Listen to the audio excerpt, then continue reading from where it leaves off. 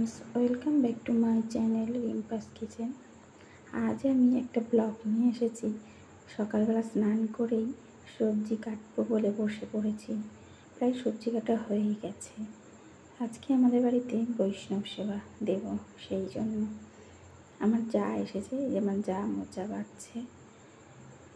আমার বৌদি এসেছে, যায়ের বৌদি হয়, বৌদিও আমাদের সঙ্গে কাজে হাত লাগিয়েছে।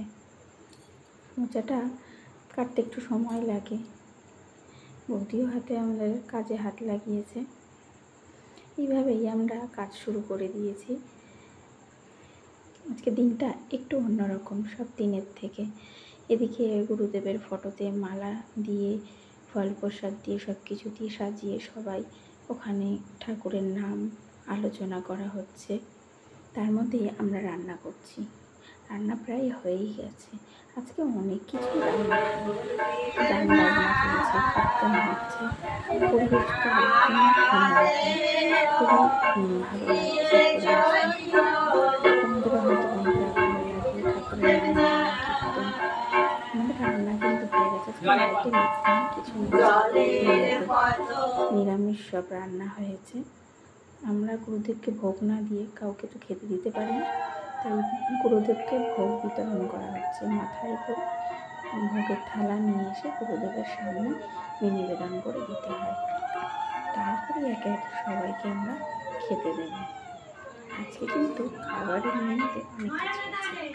সেটা হলো ভাত তো আছে, 5 রকম ভাজা আছে, মোচার ঘন্ট আছে, নারকেল দিয়ে, ছোলা দিয়ে, কচুর শাক আছে, পনির আছে, চাটনি, পায়েস, মিষ্টি, দই, অনেক কিছু। কিন্তু বন্ধুরা, আমি সব ভিডিওটা তুলতে পারিনি, কারণ এতই চাপ ছিল রান্নাবান্না করে সবাইকে খেতে দেবো টাইম মতো, এই জন্য সব কিছু করে উঠতে পারিনি। তাহলে যেটুকু পেরেছি সেটুকু তোমাদের সঙ্গে শেয়ার করলাম। তোমরা দেখো ভিডিওটা, স্কিপ করো না। আশা করি ভালো লাগবে।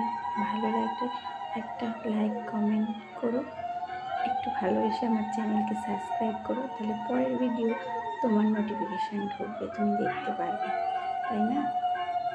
তবে এই এখন আমি গুরুদেবকে আমরা ভোগ বিতরণ করে একে একে নমস্কার করে আমরা লজ্জা দিয়ে দেবো। দেখতে পাচ্ছ কী কী খাবার বলেই দিয়েছি আগে, আমি কী কী খাবার রান্না করেছি। নিরামিষ খাবার হলে কিন্তু কিছুই লাগে না।